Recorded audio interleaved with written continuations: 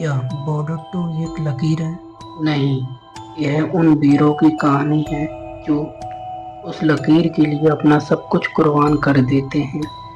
आज हम जानेंगे बॉर्डर टू की पूरी कहानी। फिल्म की शुरुआत उसी जज्बे के साथ होती है जहां हमें 1971 के दौर में ले जाया जाता है। माहौल में तनाव है। पाकिस्तान अपनी सेना को बॉर्डर पर इकट्ठा कर रहा है। यहाँ हमें परिचय मिलता है मेजर कुलदीप सिंह सनी देओल के किरदार से, जो अब और भी अनुभवी और सख्त नजर आते हैं। उनके साथ एक नई बटालियन है जिसमें जोश से भरे युवा अफसर शामिल हैं। फिल्म का पहला हिस्सा सैनिकों की निजी जिंदगी को दिखाता है। कोई अपनी नई नवेली दुल्हन को छोड़कर आया है तो कोई अपनी माँ से वादा करके आया है कि वो वापस लौटेगा। संदेशे आते हैं की तरह यह भी सैनिकों के बलिदान की नींव रखी जाती है।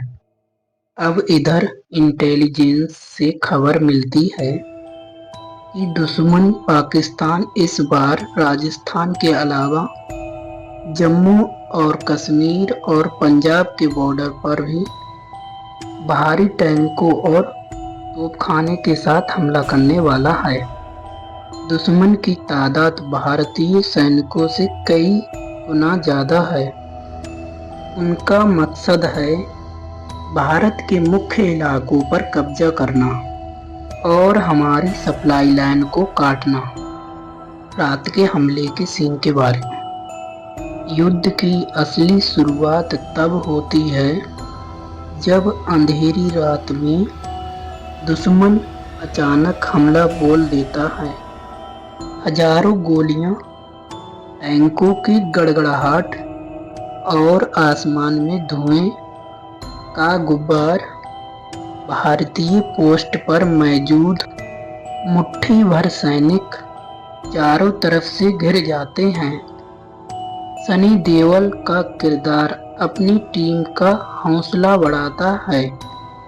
यहाँ फिल्म का सबसे बड़ा डायलॉग आता है जो सैनिकों में जोश भर देता है। जैसे पार्ट 1 में मथुरा दास वाला सीन था। अब सैनिकों के शौर्य और बलिदान के बारे में। यह फिल्म का सबसे महत्वपूर्ण हिस्सा है। वरुण धवन का किरदार एक युवा फौजी के रूप में, वह दुश्मन के टैंकों को रोकने के लिए अपनी जान की बाजी लगा देता है। यह सीन दर्शकों को रुलाने वाला है। जमीनी लड़ाई में भारतीय सेना के पास हथियार कम पड़ जाते हैं, लेकिन उनका साहस नहीं टूटता। वे हैंड टू हैंड कम्बैट, हाथापाई की लड़ाई पर उतर आते हैं। अब यहीं पर होती है एयरफोर्स की एंट्री।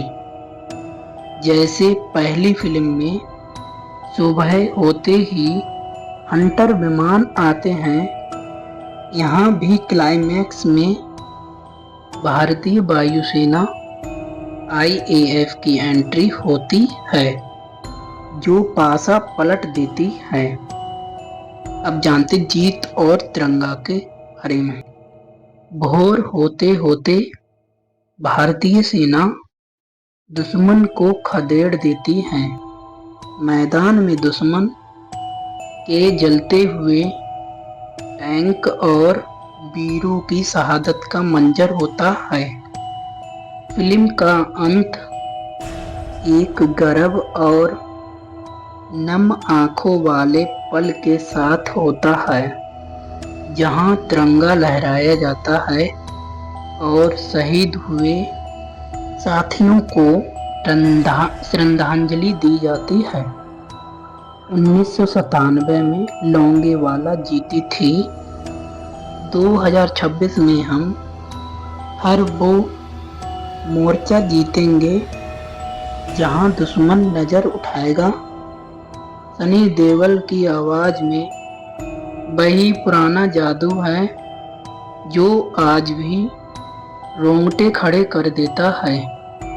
यह फिल्म सिर्फ जंग नहीं बल्कि उस विश्वास की कहानी है कि हम रहें या ना रहें, ये देश रहना चाहिए। अगर आप भी सच्चे देशभक्त हैं तो इस चैनल को सब्सक्राइब और लाइक करें।